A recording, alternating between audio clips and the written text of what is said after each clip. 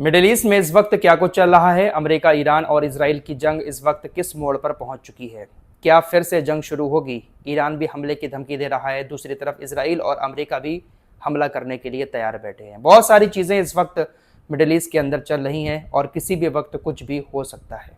सारी चीज़ों को बहुत आसान भाषा में आपके सामने रखने की कोशिश करेंगे, लेकिन सबसे पहले एक बड़ी खबर अपने देश की आपको बता देते हैं। भारत के अंदर पिछले 10 दिनों में तीसरी बार पेट्रोल डीजल की कीमतें बढ़ा दी गई हैं। 15 मई 2026 को तकरीबन 3 रुपये पेट्रोल डीजल पर बढ़ाए गए थे। उसके बाद 19 मई को 90 पैसे बढ़ाए गए और आज भी पेट्रोल पर 87 पैसे और डीजल पर 91 पैसे बढ़ाए गए हैं। धीरे धीरे करके पेट्रोल डीजल सेंचुरी मारने वाला है। पेट्रोलियम कंपनियां धीरे धीरे करके पेट्रोल डीजल के दाम बढ़ा रही हैं। पिछले 10 दिनों में तकरीबन 5 रुपये से ज़्यादा बढ़ चुके हैं। अगर एकदम से 5-10 रुपये बढ़ाए होते तो हाहाकार मच जाता देश के अंदर, लेकिन धीरे धीरे करके बढ़ाए जा रही हैं, जिससे जनता को भी ज़्यादा दिक्कत नहीं होगी। 80-90 पैसे बढ़ते हैं तो जनता ज़्यादा ध्यान नहीं देती है, लेकिन अचानक से 10 रुपये बढ़ा दिए जाएँ तो जनता हाहाकार मचाना शुरू कर देगी। इसीलिए धीरे धीरे करके रेट वहीं पहुँचेगा जहाँ पर पेट्रोलियम कंपनियाँ पहुँचाना चाहती हैं। तीसरे दिन, चौथे दिन या एक हफ्ते के बाद ऐसे ही थोड़े थोड़े रेट बढ़ते रहेंगे। फिलहाल 10 दिन में 5 रुपये से ज़्यादा पेट्रोल डीजल पर बढ़ चुके हैं। देखिए, भारत में तेल की कमी तो है, लेकिन उतनी कमी भी नहीं है जितनी और देशों के पास है। सऊदी अरब से भारत तेल खरीदता था, रशिया से तेल खरीदता था, लेकिन अब भारत वेनेजुएला से भी तेल खरीद रहा है। मीडिया रिपोर्ट्स के मुताबिक वेनेजुएला अचानक से भारत का तीसरा सबसे बड़ा तेल सप्लायर बन गया है। स्टेट ऑफ हॉर्मुज बंद होने के बाद भारत ने वेनेजुएला से अप्रैल के मुकाबले 50% ज्यादा मई के महीने में वेनेजुएला से तेल खरीदा है। इसी साल जनवरी के महीने में अमेरिका ने वेनेजुएला के राष्ट्रपति को गिरफ्तार किया। उसके बाद अमेरिका ने कहा कि अब हमारे कब्जे में है वेनेजुएला का तेल। कुछ नियमों में ढील गई, जिसके बाद भारत ने अब दोबारा से वेनेजुएला से तेल खरीदना शुरू कर दिया। तो भारत के पास कच्चे तेल की ज्यादा कमी नहीं है। भारत का तीसरा सबसे बड़ा सप्लायर वेनेजुएला बन चुका है। सऊदी अरब से भी भारत तेल खरीदता था, लेकिन स्टेट ऑफ हॉर्मुज बंद होने की वजह से वहां से कम तेल आ रहा है, लेकिन वेनेजुएला से तेल अच्छा खासा भारत ने खरीदा है इस मई के महीने में। अब भारत के अंदर ये जो पेट्रोलियम कंपनियां तेल के दाम बढ़ा रही हैं, इसको लेकर विपक्ष सरकार के ऊपर आरोप लगा रहा है कि आप तेल के दाम क्यों बढ़ा रहे हैं। पेट्रोलियम कंपनियों का कहना है कि जंग की वजह से हमें तेल महंगा मिल रहा है, इसलिए हमें महंगा बेचना पड़ रहा है।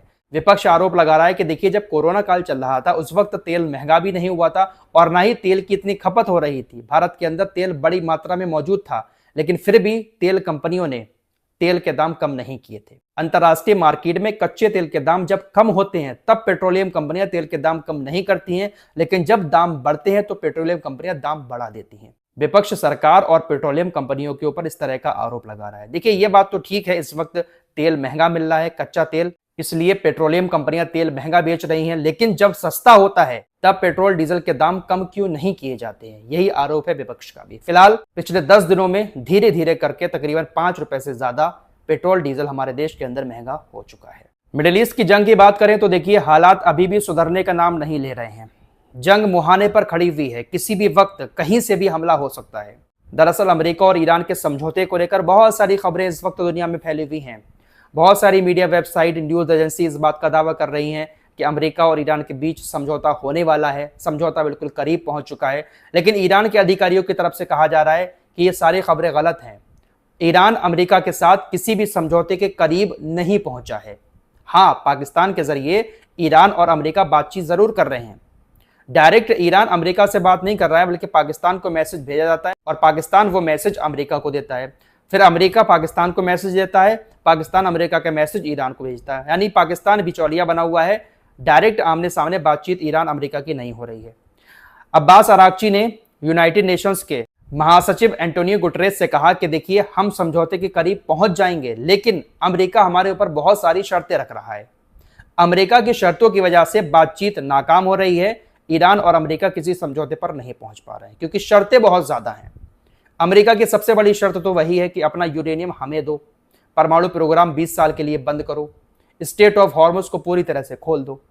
ईरान की सबसे बड़ी शर्तें यही है कि हम स्टेट ऑफ हॉर्मुज को अपने कब्जे में रखेंगे और अपना यूरेनियम हम कभी आपको देंगे नहीं। बस इन्हीं शर्तों को लेकर अमेरिका और ईरान के बीच समझौता हो ही नहीं पा रहा है। अब डोनाल्ड ट्रंप चाह तो रहे हैं कि ईरान के ऊपर हमला कर दें, लेकिन डोनाल्ड ट्रंप के पास अब इतनी ताकत नहीं बची है जितनी ताकत इस जंग से पहले, ईरान के ऊपर हमला करने से पहले अमेरिका के पास थी। चाह रहे हैं कि हमला करके एक बार फिर से ईरान को दबाया जाए, लेकिन इनको यह भी पता है कि अंजाम बहुत बुरा होगा, इसलिए ईरान के ऊपर ये हमला कर नहीं पा रहे हैं। इजराइल पूरा उकसा रहा है डोनाल्ड ट्रंप को कि आप हमला करो।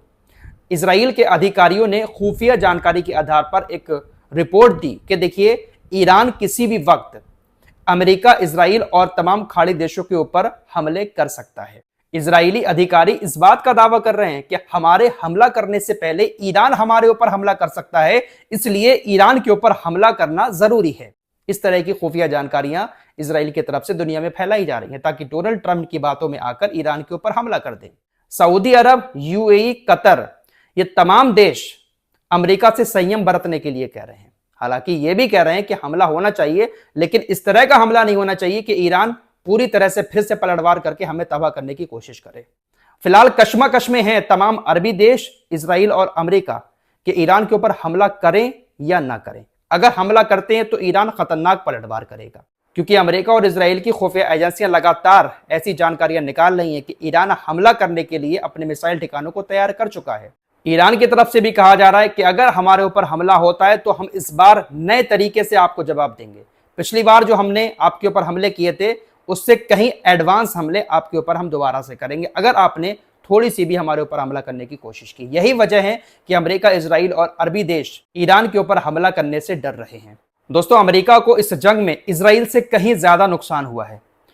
अमेरिकी मीडिया हाउस ब्लूमबर्ग ने 21 मई को एक रिपोर्ट पब्लिश की, जिसमें यह बताया गया कि इस जंग के दौरान तकरीबन 24 MQ-9 रीपर ड्रोन अमेरिका के ईरान ने मार गिराए। एक अमेरिकी MQ-9 रीपर ड्रोन की कीमत तकरीबन $30 मिलियन है। दुनिया का सबसे महंगा ड्रोन इसको माना जाता है। $30 मिलियन इसकी कीमत है। 24 ड्रोन मारे गए हैं। ब्लूमबर्ग ने कहा है कि अमेरिका के पास जितने MQ-9 रीपर ड्रोन है, उसका 20% हिस्सा सिर्फ एक महीने में ईरान ने खत्म कर दिया है। एक और रिपोर्ट सामने आई है। रिपोर्ट ये आई है कि देखिए, इस जंग के दौरान अमेरिका और इजराइल ने ईरान के ऊपर जो मिसाइलें दागी हैं, उसमें अमेरिका की मिसाइलें ज्यादा खर्च हुई हैं। पेंटागन के अधिकारी अपनी मीडिया के सामने इस बात को कबूल कर रहे हैं कि हमने इजराइल को बचाने के लिए इजराइल से ज्यादा इंटरसेप्टर मिसाइलों का इस्तेमाल किया है। थर्ड एयर डिफेंस सिस्टम में जो मिसाइलें डाली जाती हैं, उसका अमेरिका के पास थर्ड एयर डिफेंस सिस्टम की इंटरसेप्टर मिसाइलों की कमी है। ये third air defence system Japan के पास भी हैं और साउथ कोरिया के पास भी हैं। साउथ कोरिया और जापान कहीं ना कहीं डर रहे हैं कि हमारी मिसाइलों का इस्तेमाल डोनाल्ड ट्रंप ने मिडिल ईस्ट के अंदर कर दिया है। आपको जंग के दौरान बता चुका था, साउथ कोरिया से इन्होंने अपना थर्ड एयर डिफेंस सिस्टम मंगाया था। इजराइल की खातिर अमेरिका ने नुकसान बहुत ज्यादा करवा लिया है। अमेरिका के पास उतनी ताकत नहीं बची है मिडिल ईस्ट के अंदर जितनी ताकत पहले थी। और एक और खबर आपको बता दूं, मिडिल ईस्ट के अंदर अमेरिका की जो नौसेना मौजूद है अपने बड़े बड़े युद्धपोत लेकर, एपी की रिपोर्ट सामने आई है, मीडिया हाउस है ये भी अमेरिका का बहुत बड़ा, उसने कहा कि देखिए, अभी तक कोई भी ऐसी रिपोर्ट सामने नहीं आई है जिसमें यह बात सही से साबित हो सके कि अमेरिका की नौसेना ने समुद्र में ईरान ने जो बारूदी सुरंगें बिछाई हैं, उसमें से एक भी बारूदी सुरंग को खोजा हो या उसको खत्म किया हो। अमेरिकी नौसेना बातें बड़ी बड़ी कर रही है, लेकिन एक भी पुख्ता सबूत ऐसा सामने नहीं आया है। तो अमेरिका बातें बड़ी बड़ी कर रहा है। डोनाल्ड ट्रंप लगातार धमकियां दे रहे हैं कि अभी मान जाओ वरना अंजाम बुरा होगा। दूसरे दिन फिर धमकी आती है कि आप मान जाओ वरना हम आपको तबाह कर देंगे। रोजाना तबाह करने वाली ऐसी और वैसी खबरें आ रही हैं कि ऐसा कर देंगे, वैसा कर देंगे। हमारे देश की गोदी मीडिया भी उनके पोस्ट को लेकर ब्रेकिंग न्यूज चला देता है कि breaking news, Donald Trump Iran को तबाह करने वाले हैं, ऐसा होने वाला है, वैसा होने वाला है। लेकिन होने वाला कुछ नहीं है। ईरान पूरी तैयारी करके बैठा है। अमेरिका अगर समझौता नहीं करता है, अमेरिका अगर इजराइल के बहकावे में आकर ईरान के ऊपर हमला करता है, तो ईरान पूरी ताकत के साथ जवाब देने के लिए तैयार है। फिलहाल अभी की बड़ी खबर यही है कि ईरान अमेरिका के बीच समझौता नहीं हो पा रहा है। इजराइल, अमेरिका और अरबी देश चाह तो रहे ईरान के ऊपर हमला करना, लेकिन कर नहीं पा रहे हैं। देखते हैं कि क्या होता है। इस रिपोर्ट में इतना ही। कुछ और खबरों के साथ फिर हाजिर होऊंगा। अपना ख्याल रखिएगा। अल्लाह हाफिज।